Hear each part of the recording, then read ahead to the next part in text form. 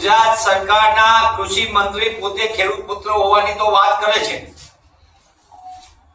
પણ તે હકીકત એક સબસિડીની વાત તો પછીની આવે.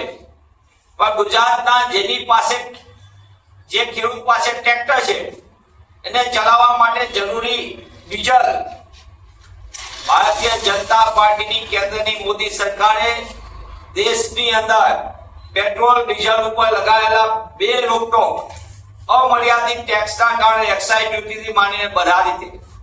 એના કારણે પેટ્રોલ ને ડીઝલના ભાવ એક સરખા થઈ ગયા, એટલે કે 90 રૂપિયા ડીઝલ પહોંચી ગયું.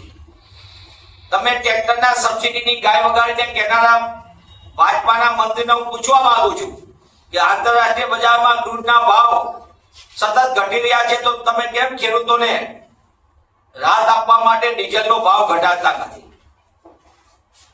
11 વર્ષની અંદર દેશની જનતા આગળથી કેન્દ્રની મોદી સરકાર અને ઓઇલ કંપનીઓએ 30 લાખ કરોડ કરતા વધુ નો લૂંટ ચલાવી છે.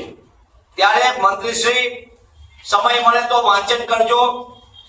કોંગ્રેસ ઉપર આરોપ મૂકતા પહેલા જો તમારું થોડું પણ ચાલતું હોય ને નવા મંત્રી તરીકે લીલી પેન તમને મળી છે તો તમે કેન્દ્રમાં લખજો કે એક્સાઇઝ ડ્યુટીને ઘટાડો, ગુજરાતના નાગરિકોને અને ખાસ કરીને ખેડૂતોને ડીઝલમાં રાહત આપો.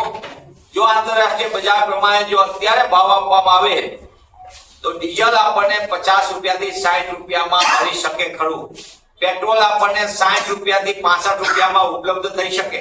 તો આ લૂંટના કારોબાર ઉપર ક્યારે રોક લાગશે એનો મંત્રીશ્રી ગુજરાતના ખેડૂતોને જવાબ આપો.